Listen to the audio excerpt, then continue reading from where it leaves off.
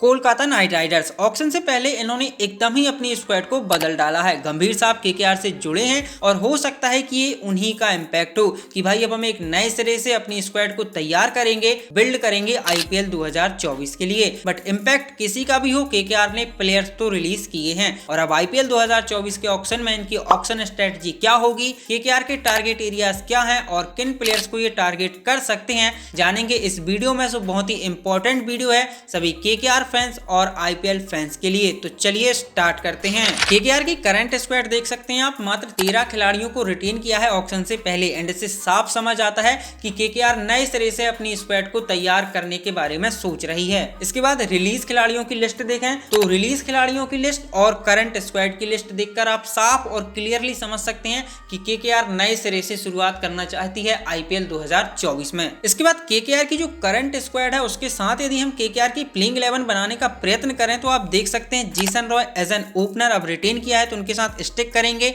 इनके पार्टनर कौन होंगे, ये स्लॉट मैंने खाली रखा है। इसके बाद चीजें बहुत सॉर्टेड हैं। श्रेयस अय्यर, नितेश राणा, रिंकू सिंह, रसेल, सुनील नरेड़, वरुण चक्रवर्ती। उसके बाद एक और स्लॉट खाली है, फिर वैभव या हर्षित राणा, इन दोनों में से किसी एक को आप खिला सकते हैं, दोनों को भी खिला सकते हैं यदि आप चाहें तो। एंड उसके बाद एक स्लॉट और खाली है। रहमानुल्लाह गुरबाज का ऑप्शन केकेआर के पास मौजूद है और उनसे वो ओपन भी करा सकते हैं। बट रॉय एंड गुरबाज यदि ओपन करते हैं फिर रॉय, गुरबाज, आंड्रे रसल, सुनील नरेन 4 आपके ओवरसीज स्लॉट बुक हो जाएंगे, कंफर्म हो जाएंगे। आप ओवरसीज पेसर को नहीं खिला सकते और यही पेंच फंसता है केकेआर के लिए। इसलिए मैंने रॉय के पार्टनर का जो स्लॉट है उसे खाली रखा था।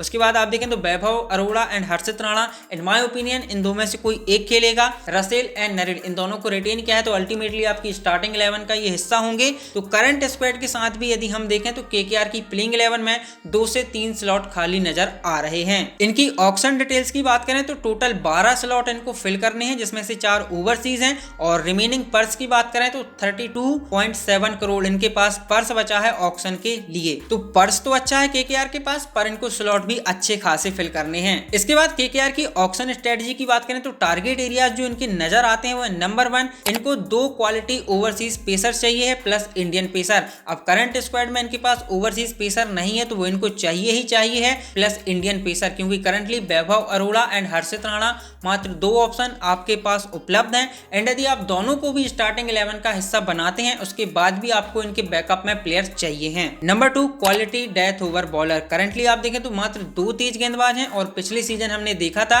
कि केकेआर डेथ ओवर में स्ट्रगल कर रही थी, तो इस बार ऑक्शन में इन्हें क्वालिटी डेथ ओवर बॉलर भी चाहिए है। नंबर 3, इंडियन विकेट कीपर बल्लेबाज जो टॉप ऑर्डर में बल्लेबाजी करे। आप देखें इनको इंडियन विकेट कीपर तो चाहिए ही चाहिए है क्योंकि इनके पास है नहीं। एंड प्लस यदि वो ओपन करे तो फिर ये इनके लिए सोने पे सुहागा होगा क्योंकि फिर वो रॉय के साथ ओपन कर सकते हैं और इनके पास ओवरसीज स्लॉट खाली हो जाएगा। Number 4, quality openers. करंटली इनके पास गुरबाज और रॉय हैं बट आपको इन दोनों का बैकअप तैयार रखना होगा तो इन्हें ओपनर्स भी चाहिए हैं। Number 5, last but not the list, Andre Russell का बैकअप। अब देखिए रसल की फॉर्म पिछले 2 सीजन से आप देखें तो ऊपर नीचे रही है, तो उसे ध्यान में रखते हुए केकेआर को इनका बैकअप तैयार रखना होगा आईपीएल 2024 में। अब चलते हैं फटाफट टारगेट प्लेयर्स की ओर। तो ओवरसीज पेसर्स में यदि हम बात करें तो ये मिचेल स्टार्क के पीछे जाएंगे। अब देखिए रिपोर्ट्स आई हैं कि स्टार्क के पीछे केकेआर भागेगी। केकेआर के जो पुराने गिले शिकवे थे सभी को भुला दिया है एंड नए सिरे से एक बार फिर से ये मिचेल स्टार्क को अपनी स्क्वाड में शामिल करना चाहते हैं। उसके बाद दिलशान मधुशंका के पीछे भाग सकते हैं, श्रीलंका के लेफ्ट आर्म सीमर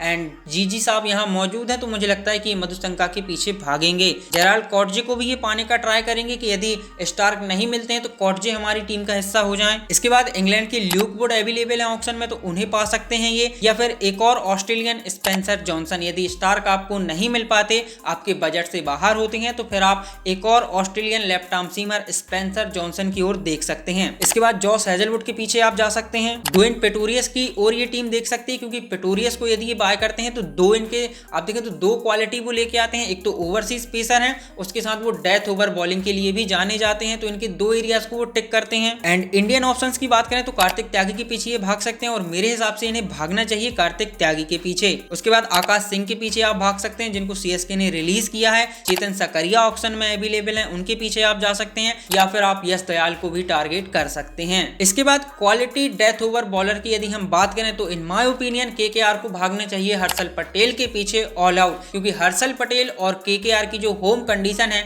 वो परफेक्टली मैच होती है। क्योंकि केकेआर का जो करंटली यदि हम हम होम कंडीशन देखें तो सिल्वर सरफेस है, बॉल फंसती है एंड ग्रिप होती है।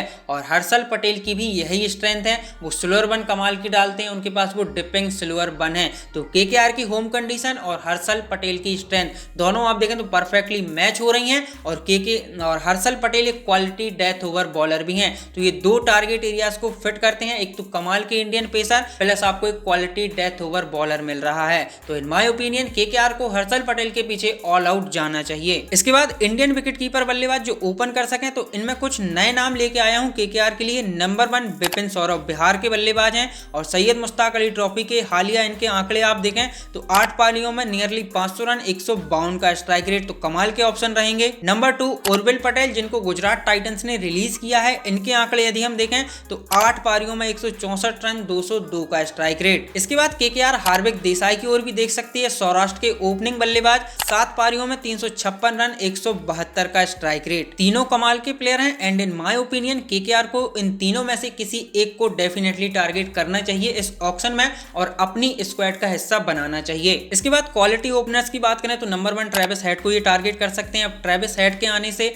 आपको एक क्वालिटी तूफानी धाकड़ बल्लेबाज मिल जाएगा, प्लस आपको ये पार्ट टाइम ऑफ स्पिन भी देते हैं। इसके बाद आप रचिन रविंद्र की ओर देख सकते हैं, जो आप देखें कमाल के प्लेयर हैं और आपकी होम कंडीशन के हिसाब से एक बढ़िया प्लेयर होंगे क्योंकि सिल्वर सरफेस है आपके यहाँ एंड रचिन रविंद्र स्पिन को तगड़ा खेलते हैं, हाथ से पढ़ते हैं, तो कमाल के ऑप्शन रहेंगे आपके लिए KKR and but in my opinion Travis Head and Rachin Ravindra, इन दोनों में से मेरा झुकाव ट्रेविस हेड की ओर ज्यादा है। और यदि ये दोनों आपको नहीं मिल पाते तो फिर आप कुशल मेंडिस की ओर देख सकते हैं, श्रीलंका के तूफानी बल्लेबाज, विकेट कीपिंग भी ये करते हैं, या फिर आप फिल सॉल्ट की ओर देख सकते हैं जिनको दिल्ली ने रिलीज किया है एंड T20 के धाकड़ बल्लेबाज हैं। इसके बाद 5th target area last but not the least Andre Russell का बैकअप, तो यहाँ आप डेविड विजे की ओर देखिए जिन्हें आपने रिलीज किया है, बट इन माय ओपिनियन आप उनको रिवाई करने का ट्राई कीजिए। या फिर आप अजमतुल्ला उमर जाय की ओर देखिए, अफगानिस्तान के उभरते हुए सितारे, वर्क इन प्रोग्रेस हैं बट आप देखें तो फ्यूचर की ओर देखते हुए कमाल के प्रोस्पेक्टिव हैं। आप जेसन होल्डर की ओर भी देख सकते हैं जिनका हालिया T10 लीग काफी अच्छा रहा है, या फिर आप जिमी नीसम की ओर भी देख सकते हैं क्योंकि जिमी नीसम भी आप कहें